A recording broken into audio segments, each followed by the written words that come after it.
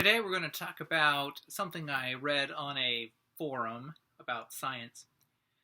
Somebody had asked a question and somebody had responded with, well, Einstein says that you can only know what something is going, velocity-wise, relative to something else. And so therefore, you can't know the actual speed that something's going. And as a matter of fact, the actual speed that something's going isn't even a concept that makes sense. And I'm like, well, yes you can.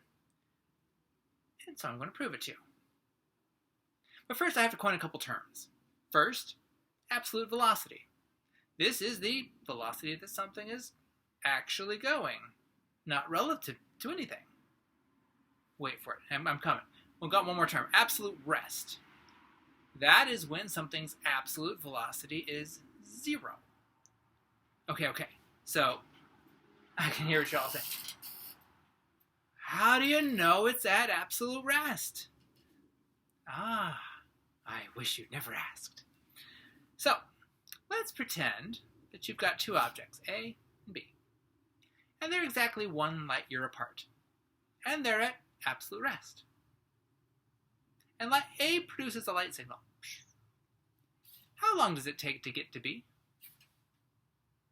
Well, it would take 1 year. Well, let's say A and B are now moving this direction at the same speed of 1/1,000,000th the speed of light. So nothing super large that would trigger any sort of quantum physics type thing. And A produces a light signal. How long does it take to get to B? 1 year? No. You see, it takes like 1 year to get to where B was, but then in 1 year B has moved a little bit, and so now it's 1 year and some change. Well, what if they're both moving this way? That way.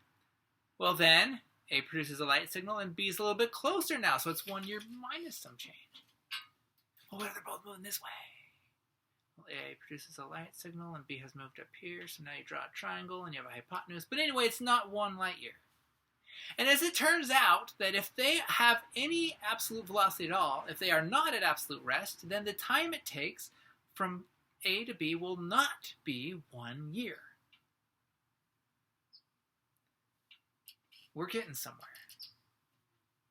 Therefore, you can tell that something is at absolute rest if the time it takes to go from this object to another object, going the exact same speed, 1 light year away, is exactly 1 year. You see, I just defined how to tell whether or not something is at absolute rest. And as it so happens, then absolute velocity is just the velocity that something is going relative to something at absolute rest. As a matter of fact, you could take 6 probes, put them in the cardinal directions, send them all going the same direction, the same speed, and have them all change speed together until the light signals that they send to each other all take the exact same time.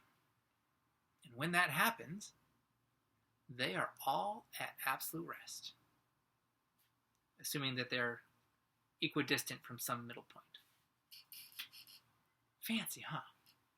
All right, just thought I'd share that with all you. Those are Matt's Out of the Box thinking today. Have a great day.